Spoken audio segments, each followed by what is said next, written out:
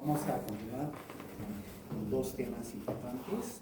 Uno es la presencia de patología tumoral hipofisaria, o llamado también lo que son los tumores que se asientan en la hipófisis, ¿no? Que es motivo también de consulta frecuente, sobre todo por cefalea o alteraciones en la visión. Y el otro tema que vamos a tocar es que son las alteraciones de la hormona del crecimiento, patologías sobre todo de acromegalia y gigantismo. Bueno, en esta primera parte, masa celular, tumor celular, ¿no? Se va a denominar aquella masa o tumor que puede surgir del tejido cerebral, del tejido hipotalámico o de la hipófisis. Van a presentar características relacionadas con la ubicación de la lesión, pero también pueden presentar características únicas para la etiología específica. Ya habíamos hablado que cuando se asienta un tumor a nivel hipofisario puede dar manifestaciones locales, ¿no? Dolor de cabeza, diplopia, alteraciones en la visión, pero a la vez, dependiendo si produce o secreta algún tipo hormonal, así que secreta TSH o ACTH, va a dar patologías propias de la degradación. Entonces, cuando se ha hecho un estudio, ¿no?, con resonancia magnética, el estudio de masas celares, se ha visto, ¿no?, en gran parte, ¿no?, un total de masas no detectadas, alrededor de 242, que pueden ser una hipófisis normal. Se ha visto que hay un grupo de tumores que asientan en la adenohipófisis, ¿no?, que son desde cuadros importantes. Ya podemos ver lo que es el prolactinoma.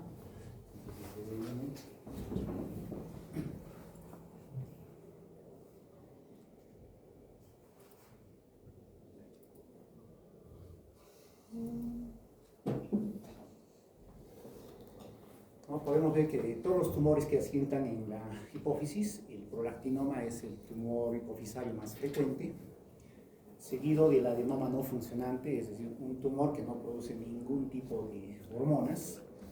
En tercer lugar tenemos a los adenomas productores de GH, que están en relación con acromegalia o gigantismo. En cuarto lugar, lo que son los adenomas productores de ACTH, o llamado también enfermedad de Cushing. De ahí ya tenemos otros grupos que son de algún modo menos frecuentes, pero hay que recordar las cuatro presentaciones de tumores que son más frecuentes y que asientan en la hipófisis. Normalmente se ha visto que se pueden asentar también en la hipófisis lo que son quistes, que normalmente son tumores benignos, generalmente presentan una lesión local. Después podemos tener neoplasias no adenomatosas, como el meningioma, el linfoma hipoficiario o el sarcoma, que son también raros, como ven en la frecuencia. También podemos encontrar los procesos inflamatorios, como puede ser una hipofisitis linfocítica o una hipofisitis no especificada. También podemos algunas veces albergar que se tratan de procesos infecciosos, sobre todo por pseudomonas aeruginosa. En algunos casos se han observado metástasis a nivel de la glándula hipofisaria, como los de mama, procesos vasculares, ampología de masas. Otros cuadros menos frecuentes, ciática vacía, hipofisitis ectópica o tumoras. Entonces, cuando uno hace de algún modo la revisión, nos vamos a centrar principalmente en este tipo de tumores adenohipofisarios, ¿no?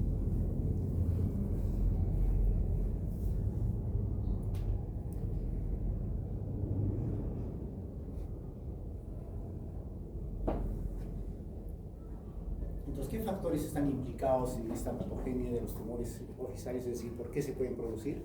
Se dan desde alteraciones hereditarias, como son los procesos de neoplasia endocrina múltiple tipo 1, mutaciones que se pueden dar.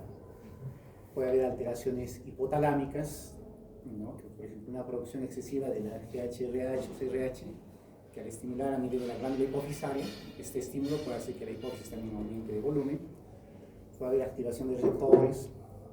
Otras alteraciones son alteraciones propias o mutaciones a nivel hipofisario, que tienen que ver con transducciones de señal o alteraciones en lo que es la acción paracrina, o en los casos tumorales, sobre todo los tumores malignos, cuando hay activación de oncógenes o hay algún tipo de trastorno del ciclo celular, ¿no? Otros factores reportados en la presencia de tumores hipofisarios están los factores ambientales que tienen que ver con la radiación y otro con el uso de estrógenos, sobre todo en las pacientes de sexo femenino. Otras alteraciones menos frecuentes, secreciones ectópicas o menos hipotalámicas, o fallas en los órganos del intestino. Ahora, hay algunos tipos, digamos, de características que tienen estos tumores hipofisarios. Generalmente los adenomas hipofisarios son monoclonales. Eso significa que van a expresar, la gran mayoría, un grupo característico de hormonas. Si el tumor es netamente productor de ACTH, va a producir ACTH, y es bien raro que exista a la vez que produzca ACTH y TSH, ¿no? Lo segundo es que no hay hiperplasia alrededor de los adenomas. Si el tumor está benigno y el resto del tejido generalmente puede ser normal, pero no hay hiperplasia o crecimiento.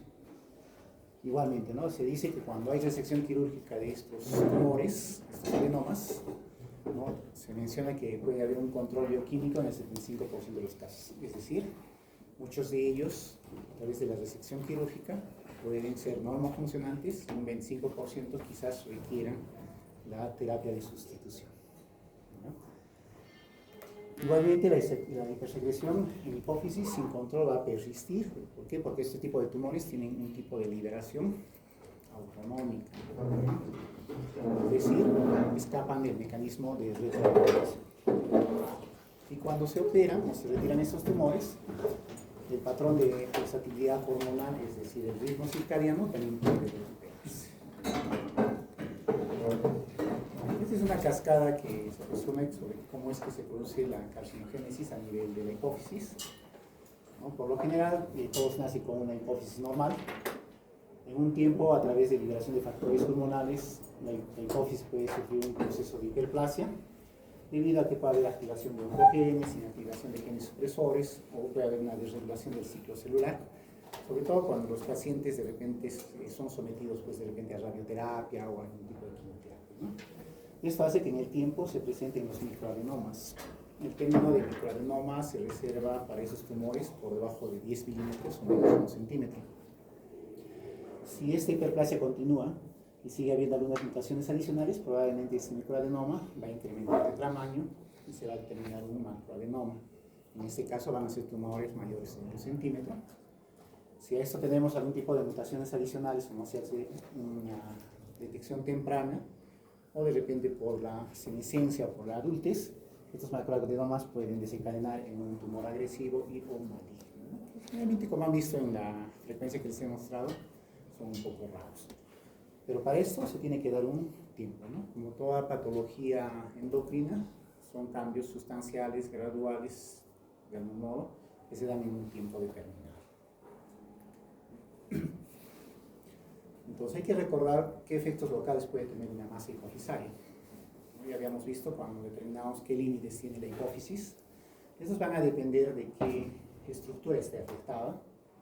Si, por ejemplo, netamente el tumor asiente en la misma glándula hipofisaria, va a producir destrucción, necrosis de las células, ya sea lactotrópicas, somatotrópicas, y las alteraciones o los efectos va a depender de qué grupo hormonal se ha visto afectado, ¿no?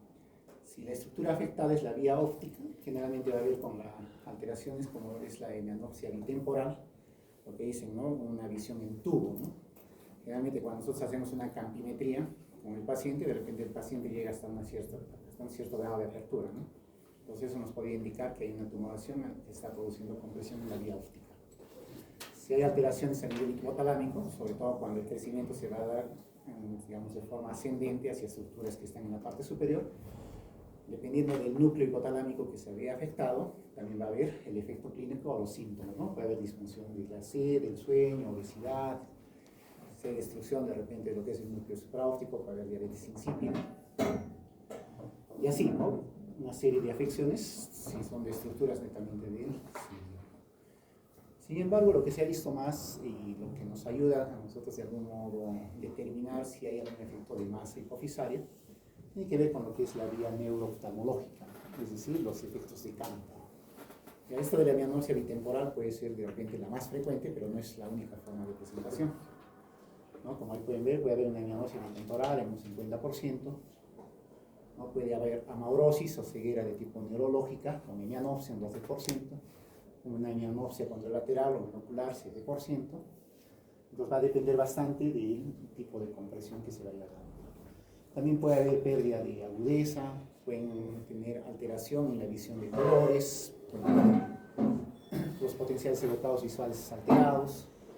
Incluso en algunos casos hemos visto alteraciones pupilares, cuando uno de repente hace lo que es el reflejo pupilar, uno ve mediante la luz, puede haber deformaciones, puede haber trastornos de la reactividad ante la luz, es decir, no hay respuesta o alteración del reflejo fotomotor, puede haber defectos aferentes, edema de papilas si se hace un fondo de ojo, o como habíamos visto, ¿no? Si se compromete de repente el tercer, cuarto, sexto par craneal, puede haber parálisis, ¿no? Tipo de diabetes, abducis, puede haber nistagmos. Entonces, esos son de repente lo que vamos a nosotros buscar cuando estemos frente a una masa hipofisaria.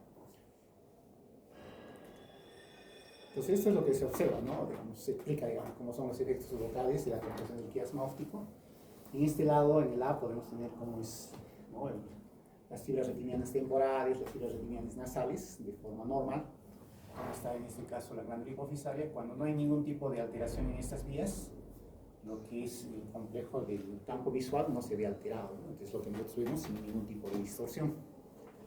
Pero por ejemplo en este caso cuando hay una tumoración y esa tumoración afecta lo que es el quiasma óptico, puede suprimir en este caso lo que son las fibras retinianas nasales, ¿no? Lo que está acá en azul discontinuo, y al formarse la imagen, ¿no?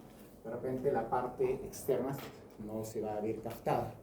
Entonces eso va a producir lo que es la hemorragia temporal. ¿Por qué? Porque sabemos que en ambos lados, o sea, lo que captan las fibras retinianas nasales y las temporales, lo que hacen un producto de fusión, y esta fusión es tan clara que no tenemos, pues cuando nosotros vemos una línea que nos sigue diciendo que la izquierda es esta y la derecha es lo que está observando, ¿no? Pero cuando hay una lesión en el quiasma óptico, podemos tener este tipo de diferencias, ¿no? Un defecto mianópsico bitemporal, puede haber un solapamiento, ya eso es un poco más raro, ¿no? O más, digamos, grave, cuando el paciente doctor siento que acá adelante tengo un lápiz o algo que está interfiriendo con mi imagen. Probablemente el proceso de solapamiento está produciendo eso, ¿no? O un proceso de hendidura de repente, ¿no? De repente ver por unas partes un proceso de deslizamiento ya sea vertical, es decir, fallos en la fusión, ¿no?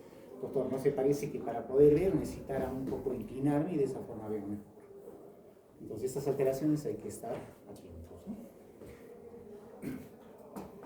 Entonces aquí ya les había hablado de los tumores hipofisarios, cuando hablamos de un microadenoma, un macroadenoma, un adenoma gigante.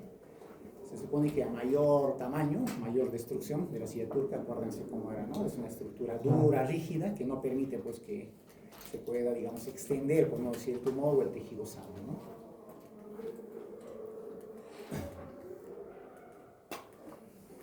Entonces, como ya habíamos visto, estos adenomas pituitarios, o llamados también síndromes de hipersecreción, son la causa más común, ¿no? Que existe para la presentación de hormonas hipofisarias. Por ejemplo, cuando hablamos de acromegalia, probablemente es un tumor benigno asentado en la glándula hipofisaria y que se produce GH o hormona del crecimiento en forma exagerada, ¿no? Que no está controlada. De todas las neoplasias intracraneales, estos síndromes de hipersecreción representan un 15% y tienen una prevalencia de alrededor de 80 casos por cada 100.000 habitantes. En las autopsias, cuando se realizan este tipo, digamos, de pacientes que no se ha determinado una causa, se dice que hasta un 25% de los pacientes que no tenían una causa asociada desarrollaban microadenoma. Y bueno, pues las imágenes hipofisarias generalmente nos ayudan a determinar, digamos, tumores que aparentemente los pacientes no podrían tener clínica. ¿Eso qué significa? Podemos estar frente a un microadenoma de 4 o 5 milímetros y de repente el paciente no tiene ninguna molestia asintomática. Y hacemos una tomografía por otra causa y de forma casual encontramos un microadenoma. ¿Okay?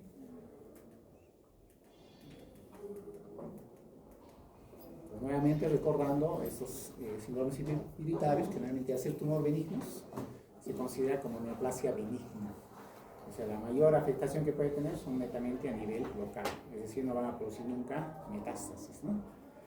El fenotipo ya hemos visto que depende del tipo celular que deriva. Los tumores que podemos encontrar a nivel hipofisario pueden ser dependientes de la prolactina, dependientes de las células lactótrofas, de las células corticotrófas, somatótrofas. ¿no?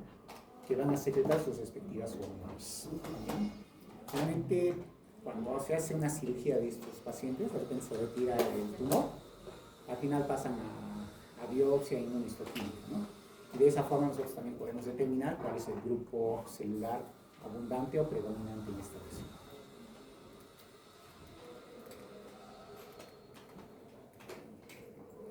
¿No? Nuevamente, generalmente son tumores que producen un grupo unicelular de hormonas. La combinación es bastante rara. Y esto es algo importante que ustedes tienen que saber en este tipo de tumores.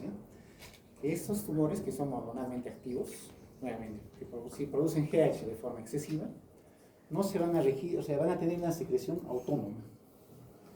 Por más que en la parte superior esté la somatostatina, que esté queriendo inhibir la liberación de la hormona del crecimiento, esos tumores no responden a ese mecanismo de supresión. ¿Lo que hacen? Se siguen produciendo. Eso es lo que pasa con los hipófisis. Y lo otro, la producción de hormonas no siempre se correlaciona con el tamaño del tumor. Es decir, puede ser un tumor productor de GH, pero el hecho de que sea un macroadenoma gigante no nos indica que esté produciendo más GH. O al revés, puede ser un microadenoma, de repente, pues no, 8 milímetros, y puede tener como característica una excesiva producción de GH. Igualmente, ¿no? Acá podemos ver esas las características que estábamos viendo, ¿no? Esta es la clasificación patológica de la OMS sobre los adenomas hipofisarios, que va a depender del tipo celular que tengamos. Si, por ejemplo, la característica es un tipo de adenoma de tipo somatotropo, se supone que las características de esas van a hacer que produzcan la GH. Y si produce GH, ¿cuál va a ser el síndrome clínico? Pues acromegalia, características de gigantismo, ¿no? Otra característica, por ejemplo, pueden ser, en este caso, el tipo de adenoma puede ser tirotropo, es decir, que va a producir TSH o hormona estimulante de la tiroides, ¿no? Entonces, lo que va a producir como síndrome clínico son síntomas y signos de un hipertiroidismo de tipo secundario, ¿no es cierto? ¿Por qué? Porque esta hipófisis, esta es la tirotropa, la TSH, va a estimular a la glándula tiroides para que esta recién produzca la hormona tiroides.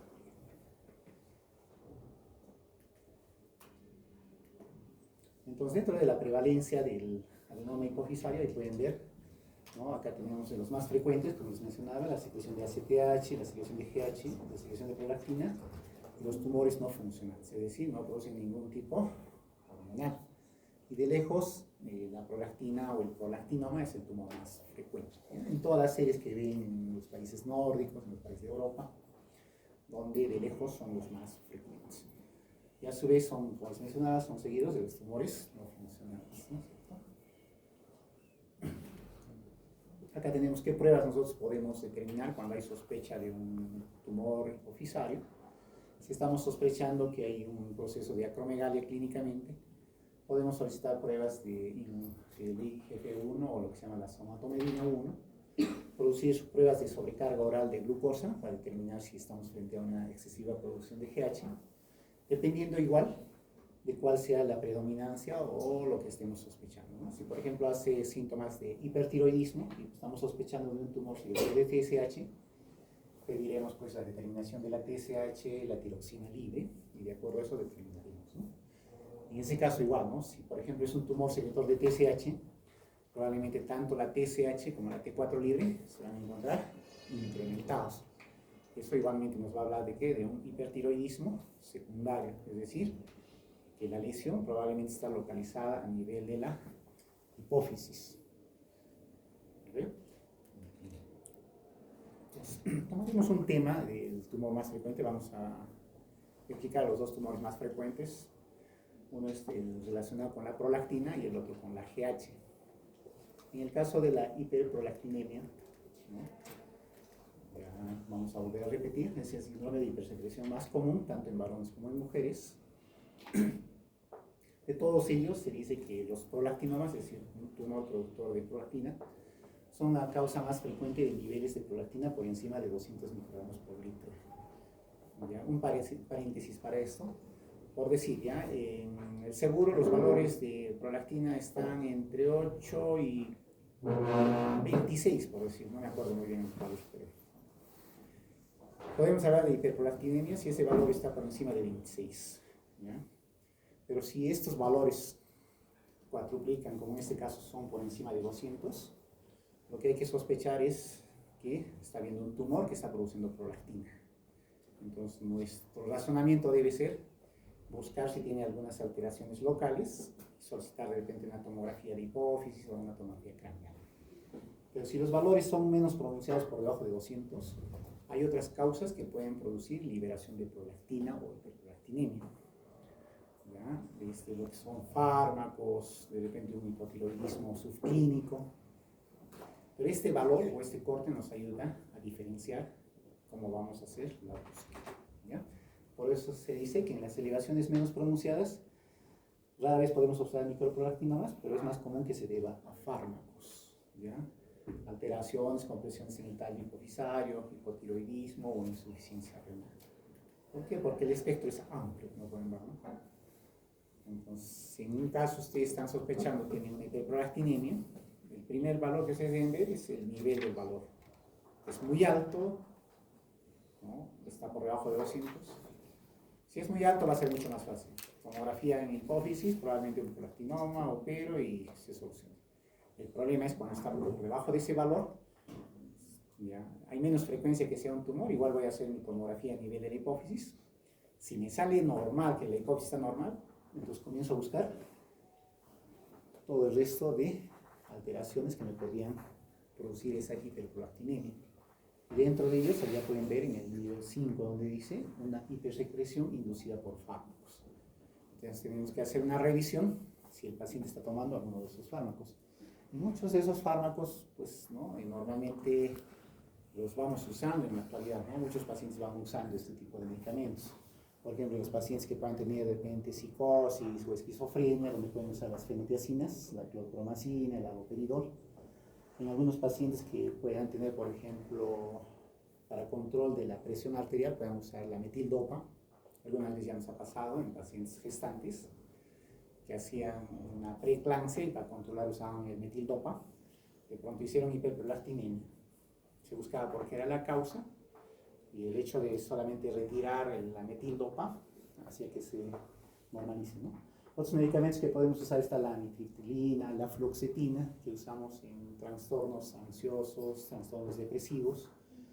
Y algunos fármacos que usamos también en cardiología, como es el verapamilo, el uso de estrógenos, ¿no? Sobre todo cuando se hace terapia de reemplazo hormonal en mujeres con posmenopausia. ¿Ya? Y después tenemos que buscar otros trastornos sistémicos, lo que normalmente vienen los pacientes a medicina interna, ¿no? A veces vienen con enfermedad renal crónica, eso también puede producir hiperprolactinemia, hipotiroidismo, es una pregunta que se dejaba también los que están haciendo la rotación, cómo el hipotiroidismo podría producir hiperprolactinemia, cirrosis, cuadros frecuentes, ¿no es cierto? Por alteraciones de insuficiencia hepática, pseudoembarazo, la epilepsia, sobre todo en el cuadro agudo, también nos puede dar. Y después comenzamos a buscar algún tipo de tumoración que pueda producir compresión a nivel del tallo hipofisario. Y como les mencionaba, también hay que tomar en cuenta en qué estados fisiológicos la prolactina puede estar elevada. Por ejemplo, el embarazo. El paciente que se embaraza, los niveles de prolactina van a estar incrementados. Se habla fisiológico porque una vez que la paciente, como dicen, desembarace, probablemente los valores de prolactina también van a mejorar. Igual la lactancia, ¿no? Mientras que esté lactando, la prolactina puede estar alta, porque es necesario para producir lo que es, ¿no?, la secreción láctea. Una vez que deja de lactar, también se va a normalizar. El sueño, el estrés, es otra causa que hay que tomarlos. ¿Ya? Lo otro, igual, la estimulación de la pared torácica, ¿no? La manipulación de repente del pezón de forma continua, eso también puede producir, pues, como un estímulo para producir lo que es la prolactina.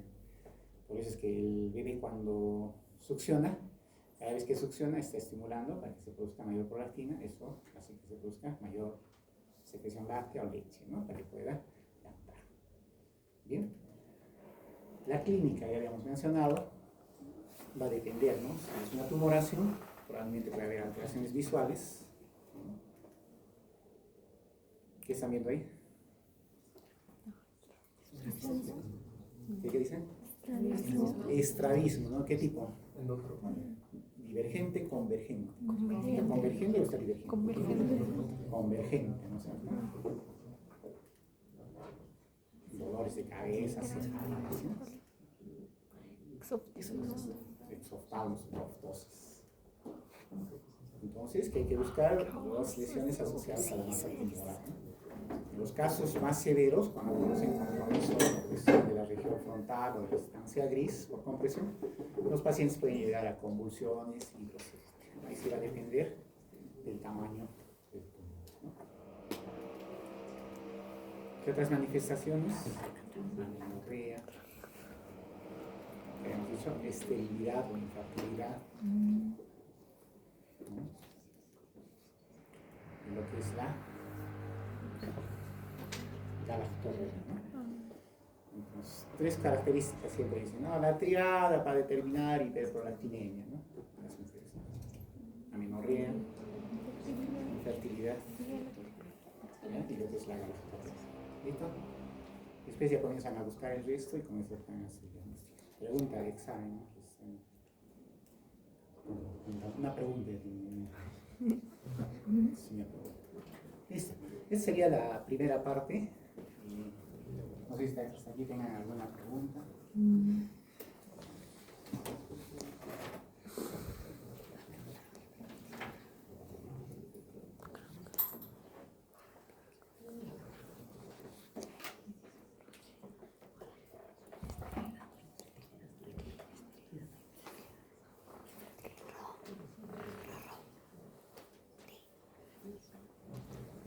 Previa a la introducción de la tercera causa más frecuente de tumores hipoficiarios, que es la presentación con liberación de GH, ¿no? Vamos a hacer una revisión fisiológica, ¿no? Sobre la hormona del crecimiento. Como siempre digo, espero, prefiero, pienso que han llevado ustedes en fisiología. Miran así con duda, voy a hacer este ejemplo. Entonces, la hormona del crecimiento tiene varios nombres, ¿no? Le dicen también somatotropina, es un equivalente. Es una hormona anabólica. Está constituido por casi 191 aminoácidos. Su función primordial, como es anabólica, es permitir la síntesis proteínica. Fundamental en el crecimiento óseo, pero también en el crecimiento de los tejidos. No es que solamente tiene que ver con el sistema esquelético. Y contribuye además a la disponibilidad de energía, ¿no? Por eso se habla de una hormona anabólica, ¿no es cierto? Esta es más o menos la estructura con sus 191 aminoácidos. Y esta característica es para ver que el ritmo circadiano, donde tiene la mayor liberación, son durante las horas del sueño. Con los máximos topes a medianoche hasta las 4 de la mañana, ¿no? Y puede durar hasta las 8, esos son sus ácidos, ¿no? Entonces esto es lo fisiológico, lo que estamos viendo, ¿ya? En su biosíntesis normalmente está acumulado en el brazo largo del cromosoma 17. Ahí existe un cúmulo que abarca lo que es la hormona del crecimiento y a la hormona somatotrópica coriónica humana. Este brazo largo expresa 5 genes, el HGHN, que es la forma más abundante, otras variantes, otros genes que codifican la somatotropina coriónica humana, y la quinta, un pseudogene, ¿no? Entonces, cualquier alteración que se pueda dar o mayor predominancia también puede producir afección, ¿no? Dentro de sus concentraciones plasmáticas se dice que el 50% de las reservas circulantes de la actividad del EGH se encuentra en forma unida. Es lo que puede estar de repente unida a algún tipo de proteína, albúmina, todo, ¿no? Y el resto, el que está libre, es el que realiza la acción, en todo caso, ¿no? Entonces, esto que está unido a proteínas se va a considerar como un reservorio. Cuando hay algún tipo de necesidades, se van a liberar, se van a transportar y se van a expresar. El nivel basal de la hormona del crecimiento en plasma, medido por radio 1 ensayo en humanos adultos, normalmente es inferior a 3 nanogramos por mililitro. Esto también va a depender de las unidades como las expresan, ¿ya? Por eso siempre revisemos nuestros valores normales en el laboratorio que nosotros hacemos. La hormona del crecimiento se metaboliza rápidamente en el hígado, ¿no? La vida media de la hormona de crecimiento es alrededor de 6 a 20 minutos y la producción diaria se ha calculado en que puede ser de 0,2 a 1 miligramo por día en los pacientes adultos.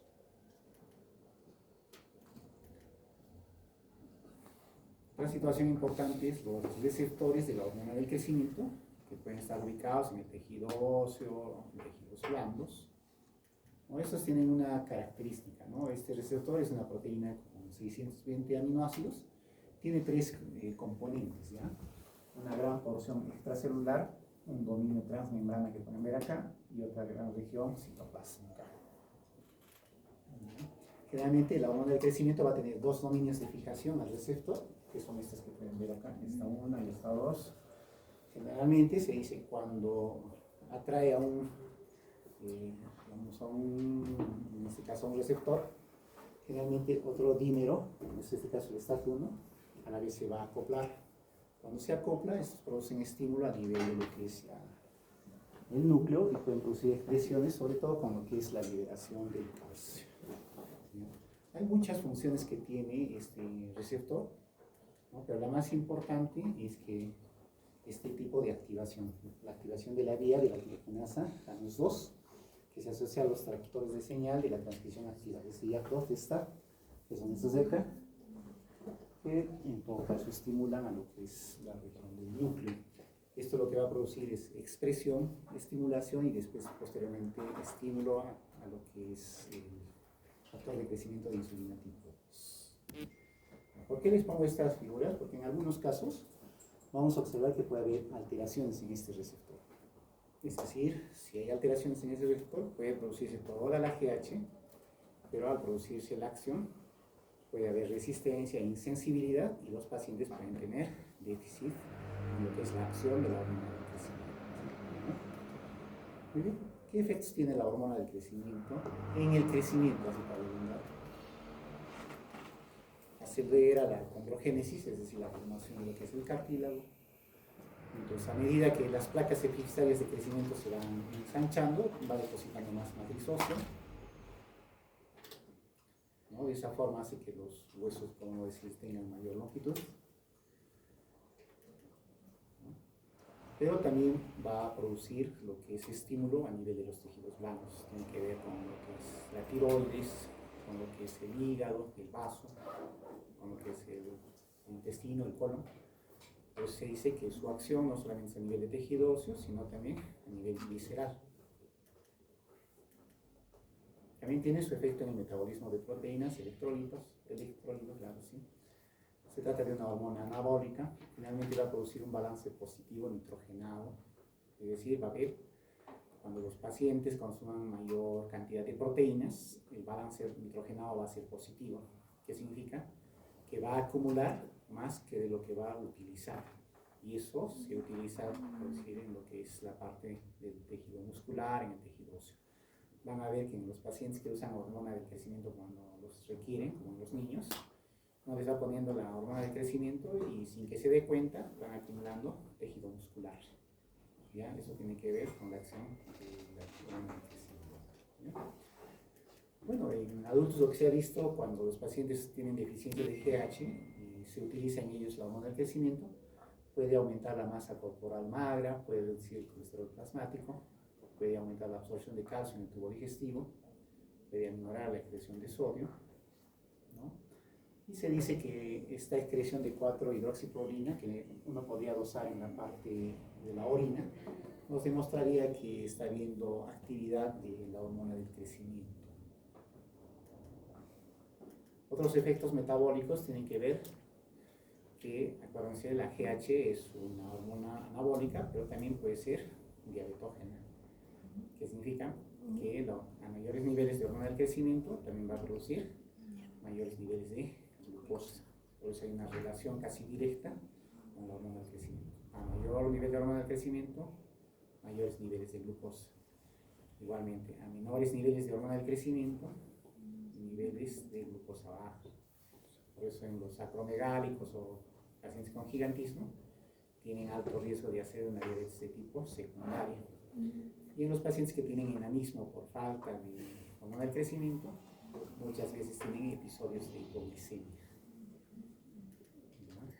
También incrementa la concentración de ácidos grasos libres, intensifica la propiedad para reacción a estímulos insulinógenos.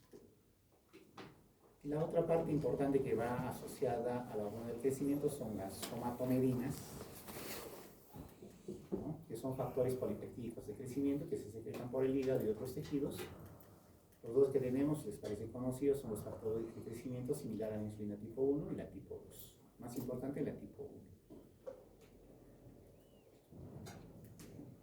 Entonces, ¿por qué se dice que son factores de crecimiento similar a la insulina? Porque de algún modo comparten algún tipo, digamos, de la estructura química misma de la insulina. ¿Ya? Acá podemos ver en el IGF-1, también le denominan como la somatomedina C, ¿no? Y digamos, la función principal tiene que ver con el crecimiento de lo que es el tejido óseo y el tejido cartilaginoso. El IGF-2 es más importante en el crecimiento durante la vida fetal. En la edad adulta, su contenido puede ser menor, ¿no? Alrededor de un 2% o 3%, ¿no?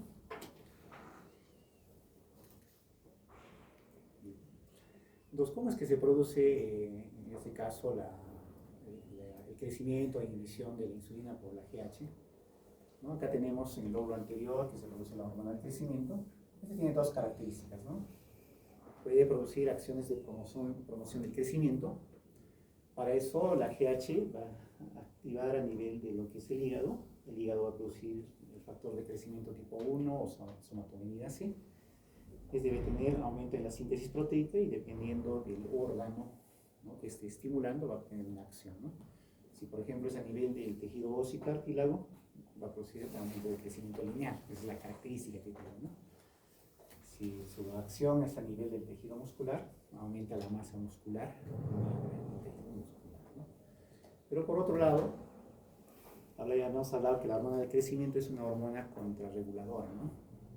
Es decir, se opone a los efectos de la insulina. Si la insulina trata de bajar los niveles de glicemia para mantenerlos normal, la GH, la ACTH, el glucagón hacen el efecto opuesto, ¿no es cierto? Tratan de incrementar. Entonces, cuando hay la hormona del crecimiento, va a producir un efecto de inhibición de la insulina, dependiendo de su estímulo a nivel del tejido adiposo o de los metabolismos de hidratos de carbono. Puede producir pérdida de tejido adiposo o puede producir aumento de la glicemia. En otras palabras, cuando hay exceso de hormona del crecimiento, los pacientes podrían hacer hiperglicemia, aumento de la glucemia, diabetes, y el exceso de la hormona del crecimiento puede hacer que esos pacientes tengan un tejido adiposo escaso. O sea, pacientes sin tejido celular subcutáneo, pero con mayor masa muscular.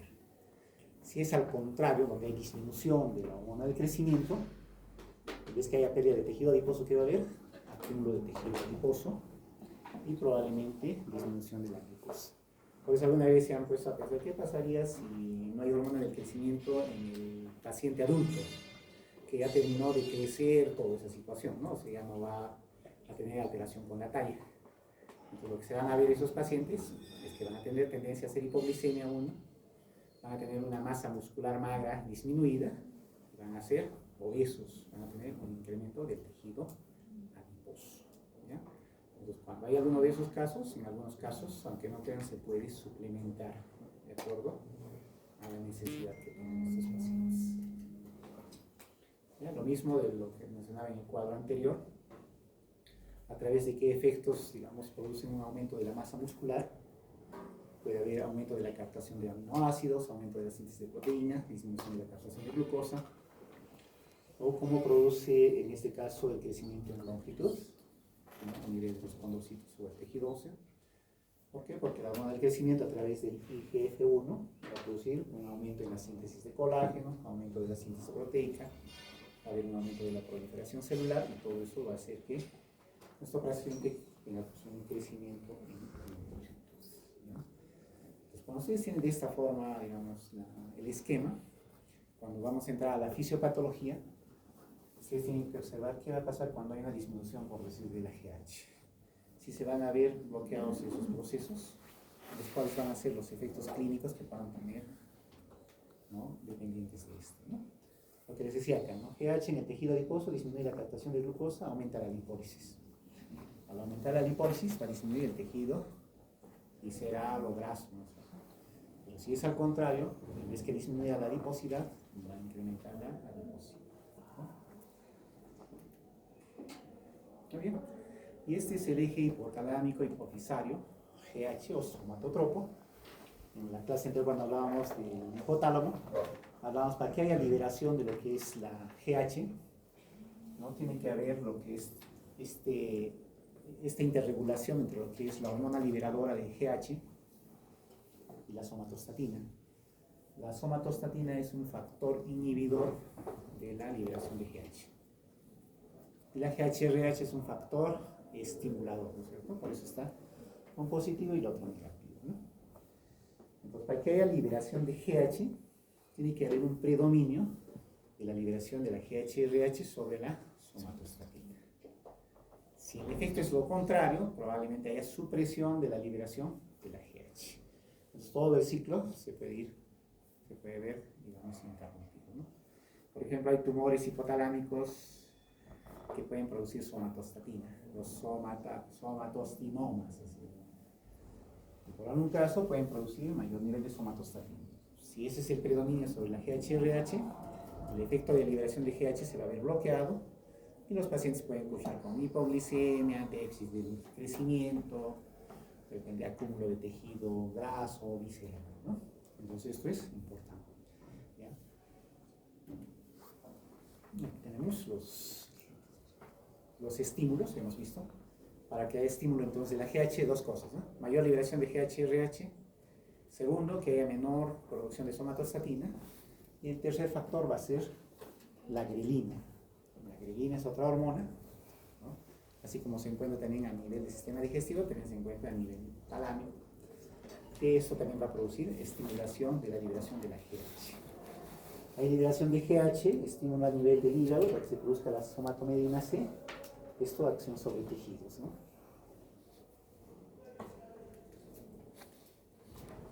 Entonces, el hipotálamo regula la producción de somatotropina o hormona del crecimiento, ¿no es cierto? El tercer elemento que les mencionaba aquí es la grelina. Y por supuesto también que la secreción de la GH está controlada por un mecanismo de regulación. Si se detecta exceso de IGF-1, ¿no? Como podría ser, ¿no? Por cualquier causa, a nivel de la adenohipófisis, que tendría que haber supresión de la GH, ¿no es cierto? Pero también estimular el mecanismo de control a nivel hipotalámico podría ser que haya menor producción de GHRH o haya mayor liberación de somatostatina. Si hay mayor liberación de somatostatina, se bloquea nuevamente la GH, esto va a bloquear que haya producción de IGF-1. Entonces ahí estamos viendo los mecanismos, cómo se hacen los controles. Eso estamos hablando en qué? En lo fisiológico, ¿no es cierto? Pero ¿qué pasa si, como les mencionaba acá, hay un tumor de GH? Todo esto se sigue produciendo. Ese tumorcito que está sentado en la hipófisis tiene una liberación de tipo autónoma, o sea, no se rige. Puede estar produciéndose a nivel superior más somatostatina, menos GHRH, pero como no se rige por esto, ese tumor de forma independiente sigue produciendo GH. Y eso es lo que se presenta o se produce en la acromegalia o en la gastritis. ¿Bien? Listo. Entonces acá vamos a ver qué estímulos modifican la secreción de la hormona del crecimiento. Va a haber estímulos, como dice, ¿no? Que producen su liberación en todo esto. A nivel de la hipófisis tienen que ver con el sueño profundo, es un mecanismo de estímulo, ¿no? Por eso que los adolescentes, cuando están en época de crecimiento, tienen buen sueño, ¿no? Duermen 10, 12 horas, ¿no? Entonces el tiempo, este sueño profundo lo que hace, ¿no? Al tener propiedades, ¿no? Va a hacer estímulo de GH. Nuevamente, los medicamentos, los alfa-adrenérgicos también pueden estimular a que se produzca GH. El ayuno. Cuando estamos en ayuno, ¿qué vamos a hacer de algún modo? ¿Qué hacen cuando hacen ayuno? Hipoglicemia, hiperglicemia. Hipoglicemia. Este ayuno que hace hipoglicemia estimula a que haya liberación también de GH. Acetilcolina, esteroides sexuales, los anabólicos, los andrógenos, el estrés, algunos aminoácidos como la arginina, la hipoglicemia o la grelina, cualquiera de estos factores van a estimular la liberación de GH. Pero también hay mecanismos o factores que producen supresión. Uno de ellos es la obesidad, ¿ya?